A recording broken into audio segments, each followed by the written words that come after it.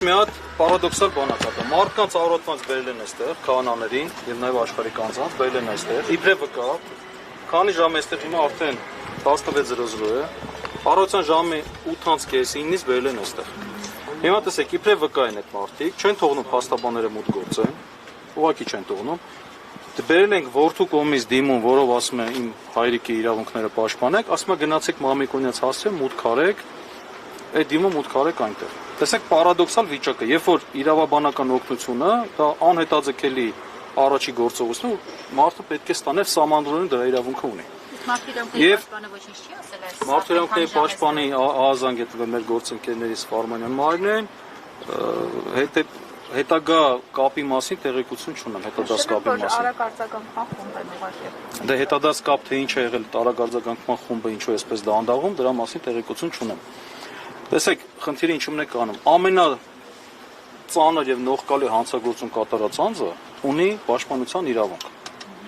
Այս տարական իրավունքները հոգեվորականների դեպքում ուղղակի խախտվում են։ Ես չեմ կարծում, որ այս լկտիությունը, որը թույլ է տրվում քննչական մարմնի կողմից, ուղղակի սա լկտիություն է, ուրիշ բառով չեմ կարողանում բնութագրել։ Ես ինքս էլ քննիչներին խնդրեցի, ասի հասկանում եմ իրավիճակը, մի բան եմ խնդրում, օրենքի սահմաններից դուրս չգաք։ Եվ սա շատ վատ վերաբերմունք է, ու սա մեր երկիրը տարիներով հետ է գցելու։ Լավ, մենք խոսում ենք տարական իրավունքի պաշտպանության մասին։ Փաստաբանը գնա վստահորդի հետ պաշտպանի իրավունքները։ Գրիչնել է իրենց ձեռքը, մուրշնել է իրենց ձեռքը, այսինքն նույնիսկ չեն ուզում, որ փաստաբանը գնա կանգնի վստահորդի կողքը։ Այդ փաստաբաններին եկե որևէ մեկին չեն թույլատրում։ Սկզբնական փուլում մեզ հաջողվեց մտնել խոսել, իրանք ասեցին, որ հոգեվորականներին որպես վկա են հրավիրել, հետո պարզեցինք, որ հոգեվորականները իրենց կամքով չեն եկել, այսինքն նրանց բերման են ենթարկել, քննիչների մեքենաներով հրավիրել են այստեղ, այդպիսի բան տեսել եք, եւ հիմա հոգեվորականները դուրս չեն կարողանում գալ։ Եվ վստահ եմ, որ հիմա տեղում ինչ-որ գործողություններ են իրականացնում, հեռախոսները այո, արգրավել են, վերցրել են ոչ միայն իրանց, ընտանիքի բոլոր անդամների հեռախոսները։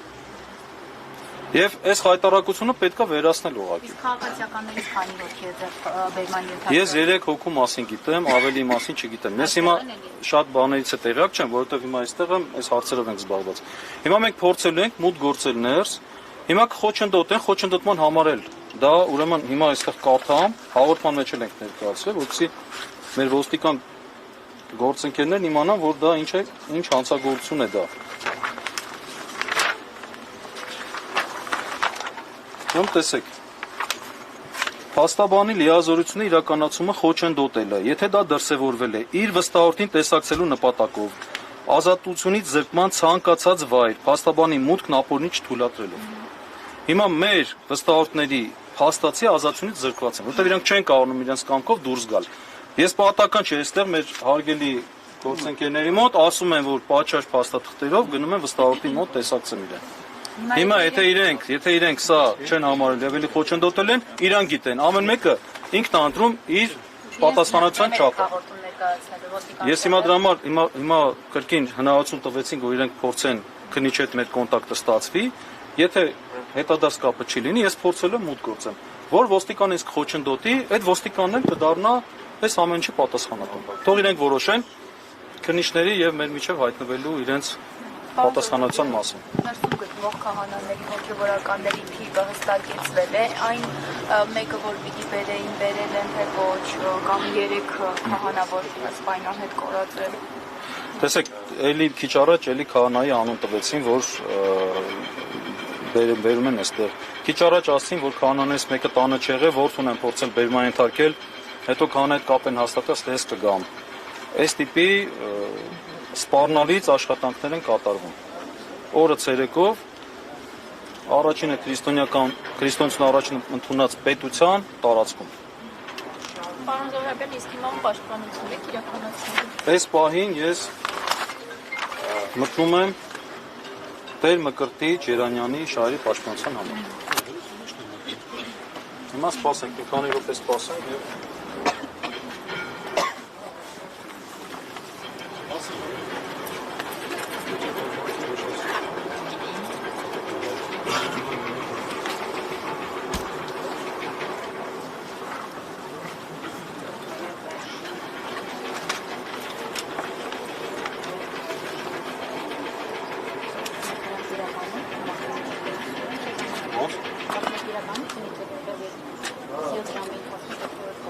Մի քանի րոպե սպասենք։ 2018 թվականի ապրիլին, երբ Նիկոլ Փաշինյանը հիշում եք, այդպիսի դեպք տեղ ունեցավ, երբ որ իրեն ձերբակալեցին եւ անհայտ ուղղությամբ տարան։ Հիշում եք։ Այդ ժամանակ փաստաբանների պալատի խորհուրդը միաձայն որոշում կայացրեց, դատապարտեց այդ գործողությունը։